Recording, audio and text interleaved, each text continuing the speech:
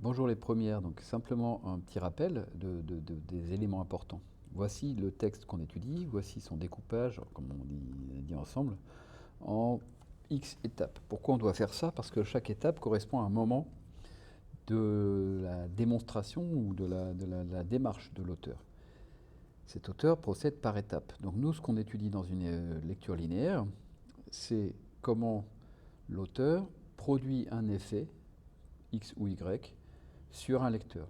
Donc là, en fait, la problématique, ça va être ça. Comment Madame de Lafayette provoque-t-elle notre admiration pour son personnage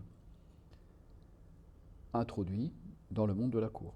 Elle procède en X étapes. D'abord, elle introduit son personnage, puis elle revient sur l'historique de ce personnage, puis elle insiste sur l'éducation vertueuse qu'elle a reçue, pour enfin revenir à l'intérêt, j'allais dire, social qu'elle suscite, et enfin reprendre le cours du récit et nous donner à voir, cette fois-ci, physiquement son personnage. En faisant cela, Madame de Lafayette suscite notre admiration.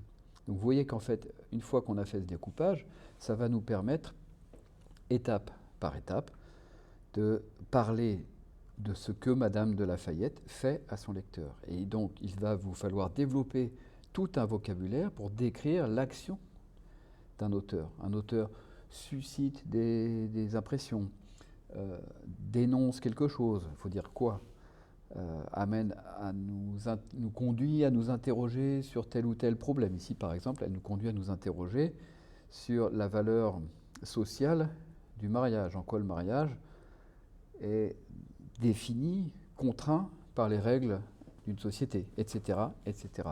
Donc ce découpage que je vous ai proposé, n'oubliez surtout pas de le rattacher à cette problématique-là. Donc vous allez avoir deux choses pour vous aider dans ce document, qui est, bon, je reprends à chaque fois les couleurs qui correspondent aux différentes étapes du texte, en leur donnant un titre. L'arrivée de Mademoiselle de Charles, une éducation de commun, débat sur l'éducation, une jeune fille à marier, reprise du récit. Bon.